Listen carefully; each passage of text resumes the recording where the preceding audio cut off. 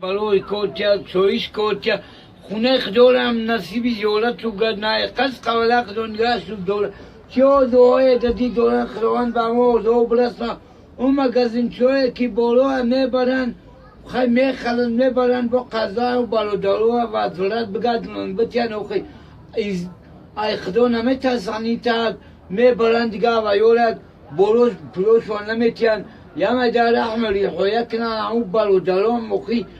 جون دورن فازان دورن نوایون فیک دی فازان دوش و مینن پروردگار نحسب خیزونه و گنج بلیدونه ما و شما برادرای شهری غریب کمالی پیدی بلسنا پروردگار ای نلوگ ای گونلوگ ای فیمسی مسکوا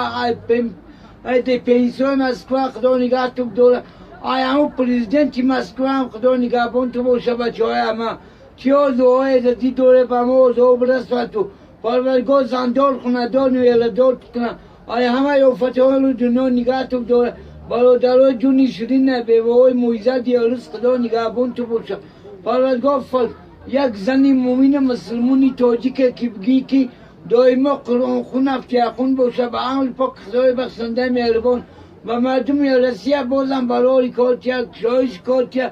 پروردگار صفی تاجیکا را در شهر غریب زیاد کنه در دقمه بدن صدور کنه چه دعای در دید دورن خداوند به ما دعا برسونیشو با عمل پاک خدای بخشنده مهربان هر میکشه که میزدگی تو با عمل خدا تاجیکای جون تویدای نصیب تو بگه بسم الله الله